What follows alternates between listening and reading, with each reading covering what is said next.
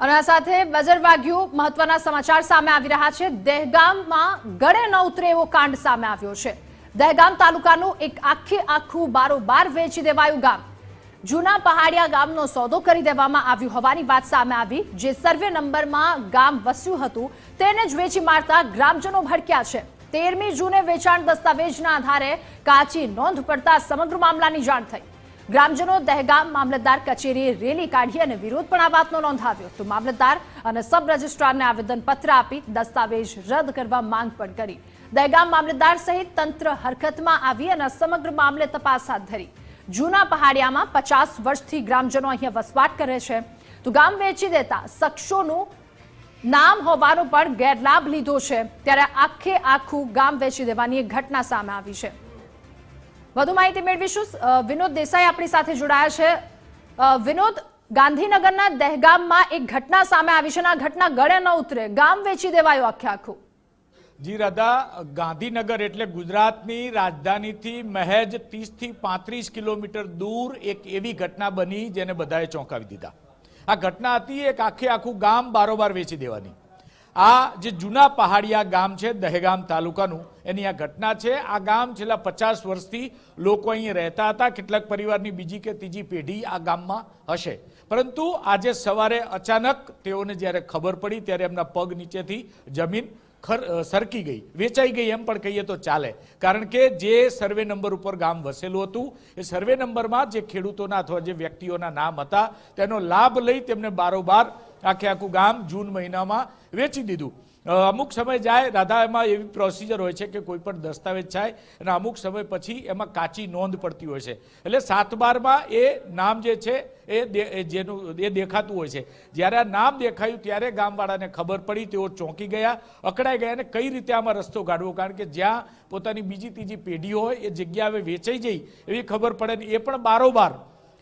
એટલે શું થયું, આ ગામમાં લગભગ 200 થી 250 મકાનો છે, 80 જેટલા મકાનો છે, 250 લોકોનું મતદાન છે ને 600 જેટલા લોકો આ ગામમાં રહે છે। આજે સવારે જ્યારે અચાનક તેમને ખબર પડી ત્યારે તેઓ તાબડતોબ મામલતદાર કચેરીએ પહોંચી રજૂઆત કરી હતી ને જે નોંધ પડી છે તેને રદ કરવા માગણી પણ કરી હતી। પરંતુ મજાની વાત એ છે કે આવી રીતે કઈ બારોબાર સોદો થઈ જાય, એ પણ જે ગુજરાતની રાજધાની છે ગાંધીનગર, એ ગાંધીનગર જિલ્લાની આ ઘટના છે। ઘટના જ્યારે બધાને ખબર પડી ત્યારે બધા ચોંકી ગયા। હવે આગળ શું થાય છે તે મહત્વની વાત છે, પરંતુ એક વાત ચોક્કસ છે કે જે ગ્રામજનો છે તેમનો જીવ અત્યારે પડીકે બંધાયો છે। શું થશે શું નહીં થાય એની ખબર નથી, પરંતુ હવે જ્યારે હરકતમાં તંત્ર આવ્યું છે અને આગળ કેવા પ્રકારના નિર્ણયો લેવાય છે તેના પર સૌની નજર છે। પરંતુ આજે રાત્રે ગામવાળાને ઊંઘ નહીં આવે એ વાત ચોક્કસ છે રાધા। બિલકુલ ઊંઘ ના આવવાની વાત ચોક્કસ છે, કારણ કે પોતાનું ઘર વેચાઈ જવું, જમીન વેચાઈ જવી અને આખું ગામ વેચાઈ જવું, વિચિત્ર ઘટના સામે આવી છે। આ હરકત કોના દ્વારા કરવામાં આવી એ પણ અહીંયા એક સવાલ ઉઠી રહ્યો છે। ચોક્કસથી એટલે આમાં એવું હોય છે કે જે પણ કોઈ જગ્યા હોય, જૂની જગ્યા હોય, દરેક જગ્યાનો એક સર્વે નંબર હોય છે, એક ખાતા નંબર। એટલે સર્વે નંબર જે વ્યક્તિનો હતો એના ત્રીજી ચોથી પેઢી અત્યારે કદાચ હયાત હશે।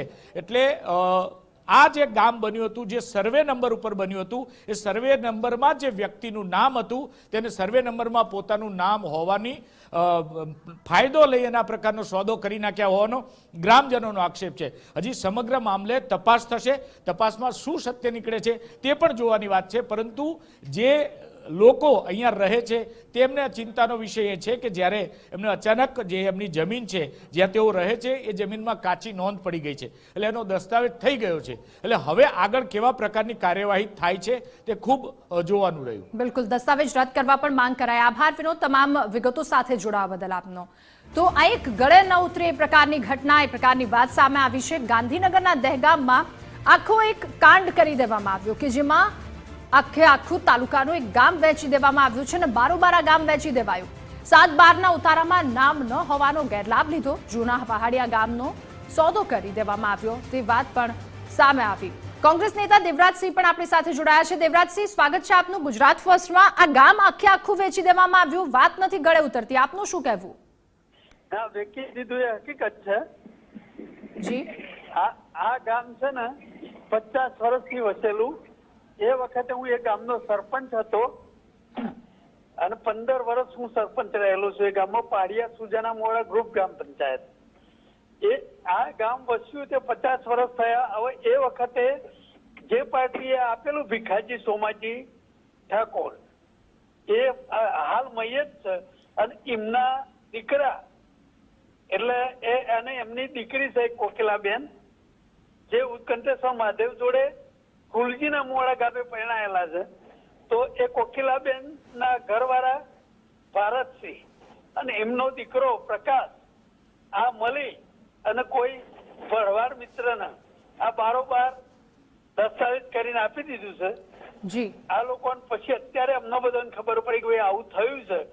હકીકત એ છે કે એ વખતે ગામ બાંધવા એને થોડા પૈસા લીધે. જી જી આભાર આપનો ગુજરાત ફર્સ્ટ સાથે જોડાવા બદલ.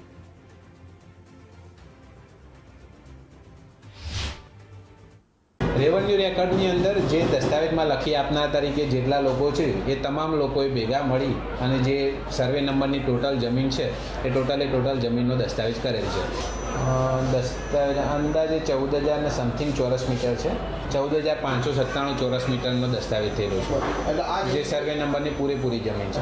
હા, એ લોકોએ જ વેચાણ કર્યું છે જેના 7/12માં નામ ચાલે છે. એ લોકોએ અમારા ગામનો 142 સર્વે નંબરનો દસ્તાવેજ ગેરકાયદેસર રીતે દહેગામ મામલતદાર સબ રજિસ્ટ્રાર કચેરીએ ના ફોટાની ચકાસણી કરી કે કોઈ પણ જાતની ખરાઈ કર્યા વગર દસ્તાવેજની કાચી નોંધ પાડી દીધી, જેના લીધે આજે અમારે આમથી આમ ડોટો મારવાનો વારો આવ્યો છે. અમારું ગામ ખાલી કરવાનો વારો આવ્યો છે.